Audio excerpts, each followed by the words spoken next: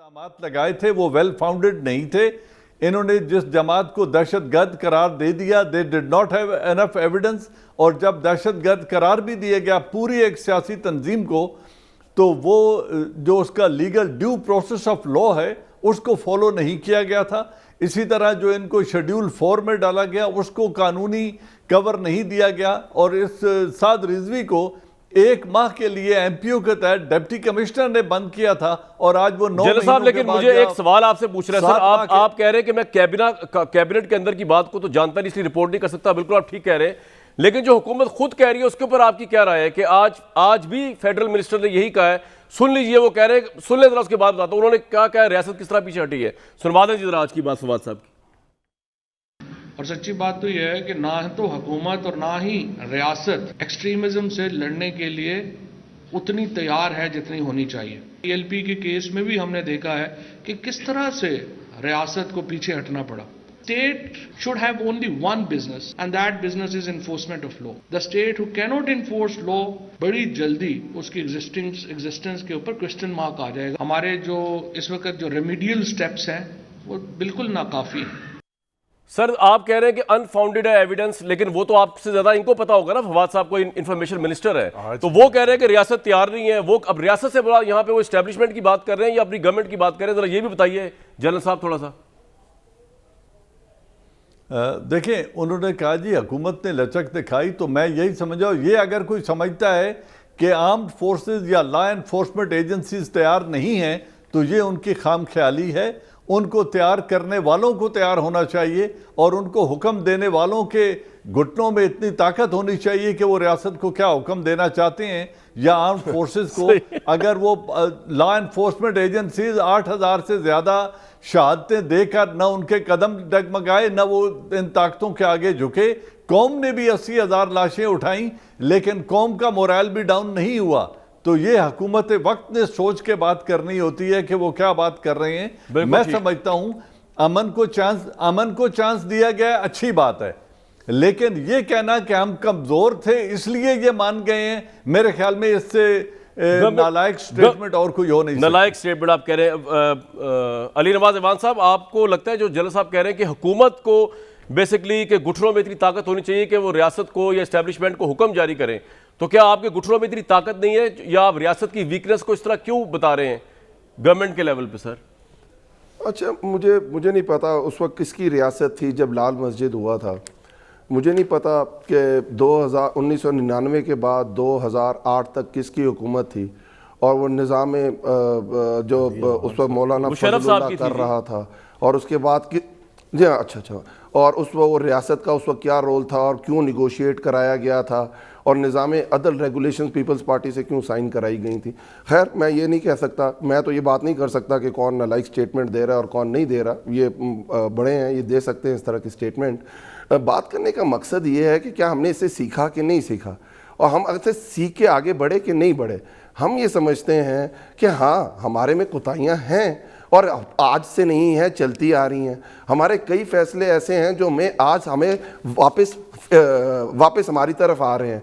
हमने जो देखे ना, अफगान वॉर लड़ी, और उसका जो हमारे पूरे पाकिस्तान के ऊपर जो हमारा सोशल फैब्रिक मॉडर्न कल्चर था, उसको हमने जितना डैमेज किया और जिसके रिपरकशंस आज भी हम सह रहे हैं। मैं नहीं समझता, पता नहीं मुझे किसकी गवर्नमेंट थी और किसकी गवर्नमेंट नहीं थी। मैं फिर ये नहीं कहूँगा, मुझसे पूछ ले रहा यार, ये नहीं कहूँगा कौन नालायक था, मैं कौन नालायक था और कौन नालायक नहीं था। मैं ये नहीं समझता कि रियासत को कभी जब फ़ोन आ जाए डिप्टी स्टेट अमेरिका का और वो कह दे कि आप में 6 पॉइंट्स हैं, आप इनमें से ये पॉइंट्स माने या ना माने, आप हमारे साथ हैं या नहीं हैं, और मैं सरनगू हो जाऊं, तो मुझे नहीं पता कि मैं उसको नालायक कहूं या नालायक ना कहूं। मैं तो नहीं ये बात कर सकता।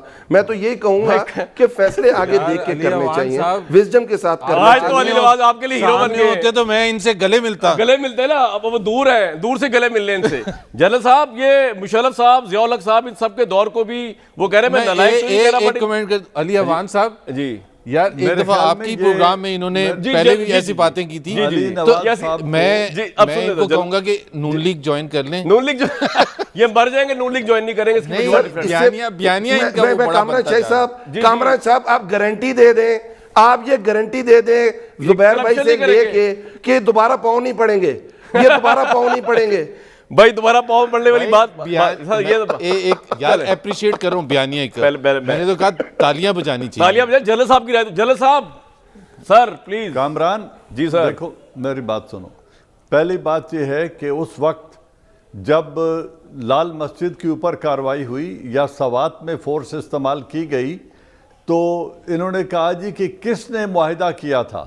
معاہدہ ANP کی حکومت نے پروونشل اسمبلی میں نظام عدل کے پاس کرنے کا بل جو آج بھی پروونشل اسمبلی کے ریکارڈ میں موجود ہے پہلے انہوں نے پاس کیا کیونکہ وہ سمجھوتا کرنا چاہتے تھے. وہ پروونشلی ایڈمنسٹرڈ ٹرائبل ایریا تھا جس کو ریٹیفائی کرنا تھا گورنر یا پریزیڈنٹ آف پاکستان نے, اور پریزیڈنٹ آف پاکستان نے اسمبلی کے پاس بھیج دیا کیونکہ وہ خود کہتے تھے کہ میری پارٹی کا یہ منشور نہیں ہے کہ میں 8 اضلاع میں نظام عدل کا حکم دے سکوں. لہذا اسمبلی نے, نیشنل اسمبلی نے یہ بل 32 منٹ کی ڈیبیٹ کے بعد جوں کا توں پاس کر دیا, اور یہ تھا وہ معاہدہ جس کے بعد ان سے نیگوسیشنز کرنی پڑی, اور پھر ان کی کمر بھی اسی اسٹیٹ کے اداروں نے توڑی جب انہوں نے اس کو وائلیٹ کیا اور کہا کہ یہاں سے فوج نکال کے لال مسجد کی بات بھی کی ہے ایوان صاحب نے. لال مسجد بھی انہوں نے کہا ہے اس وقت کس نے, اور وہ جو امریکن ڈپٹی سیکرٹری نے کہا تھا کہ پتھروں تک پہنچا دوں گا, مشرف صاحب نے وہ ریفر کر رہے ہیں کہ انہوں نے کہا تھا کہ جی انہوں نے سب کچھ اجازت دے دی, ہاتھ پاؤں کام گئے یہ وہ. دیکھیں اگر کوئی میری بات سن لیں, اگر کوئی تاریخ کا مطالعہ کرتا ہے یا قوانین کو سمجھتا ہے تو جس یونائٹڈ نیشن کے 170 ممالک نے کولیشن فورسز کو سپورٹ کر کے آرٹیکل 7 کے تحت ایک جنرل صاحب میں کریکٹ کروا دوں. زبیر صاحب کچھ کہیں گے سر. جنرل صاحب ایک سیکنڈ. آرمیٹیج تھے, Richard Armitage deputy secretary of state, انہوں نے فون کیا تھا 11 ستمبر کو. یہ ہوا نا واقعہ. جنرل صاحب سر آپ کی بات کو آپ رسپونڈ کیجئے گا ایک منٹ. زبیر صاحب بات. جنرل صاحب علی صاحب تسی صحیح رہ گئے ہو اور آپس کرا کے. جی جنرل صاحب سن لیں. 11 ستمبر کو اٹیک ہوا تھا, 12 یا 13 ستمبر کو فون کیا تھا ریچرڈ آرمیٹیج نے, شرطیں 11 رکھ دی جو UN ریزولوشن کی جنرل صاحب ہمیشہ ریفرنس دیتے. That came much later. انہوں نے پاکستان کو 9 ڈیمانڈز دیں.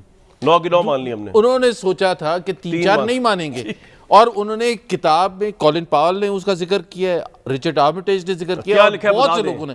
انہوں نے کہا کہ we were shocked کہ the general agreed within 24 hours. اور وہ ظاہر سی بات ہے وہ تو مذاق اڑا رہے تھے کہ بھائی یہ تو زبیر صاحب کی بات, پھر علی نواز ایوان صاحب کی بات. میں تو سیکوینس آف ایونٹس کی بات. جنرل صاحب وہ کہہ رہے ہیں کہ جی UN resolutions came much later. جی جنرل صاحب مان جائیں. جنرل صاحب کبھی اپنی بات مان لیا کریں.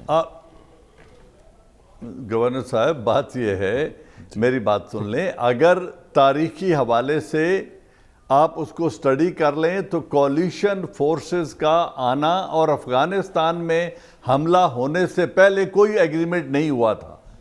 ایگریمنٹ انہوں نے 48 آورز کے اندر ڈیسائیڈ کر لیا تھا کہ ہم نے القاعدہ کے. چلے سر ہم واپس کیوں جا رہے ہیں, یہ علی نواز ایوان صاحب کی سازش ہے.